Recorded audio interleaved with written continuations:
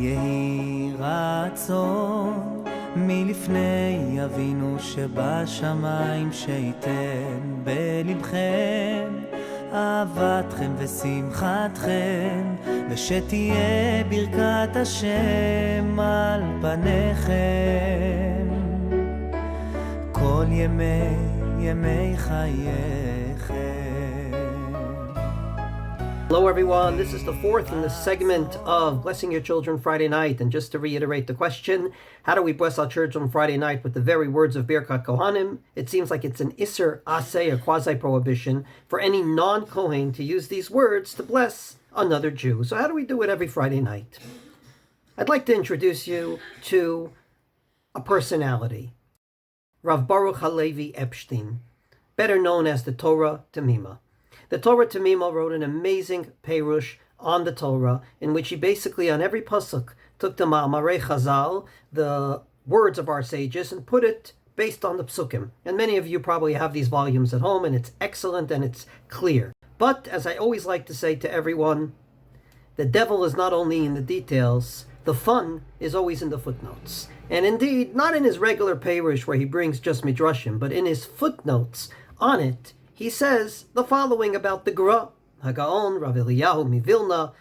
I don't think I have to introduce to anyone who this amazing individual was. And says Rav Baruch Halevi Epstein, he saw something amazing by the Gra. He said that when the Gra would bless another Jew with these words, he would only use one hand, not place both hands on the person, but rather use one hand. And he thought the reason for this is very simple. Simply put, we have to get away from anything that mimics Duchening. And therefore, if you're going to use one hand and not two hands, then by definition, it's not like Duchening, because when Kohanim go up to Duchen, they use both their hands.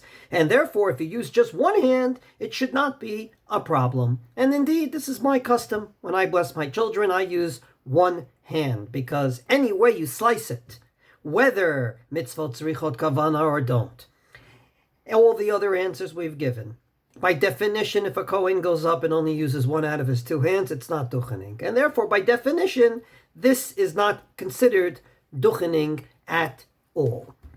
We can add to his answer by quoting the Mishnah Brura. The Mishnah Brura, dealing with this issue, says that perhaps it could very well be that since we're doing it on Friday night and not in Chazarat Hashatz, by definition it's not Duchening. Because Duchening has to be during Chazarat Hashatz, during the Chazan's repetition. When you do it outside of davening, namely at home Friday night, by definition, it's not a violation of Duchening. And therefore, putting these two answers together, one hand together with not during davening, it seems like we do not violate this at all when we bless our children Friday nights.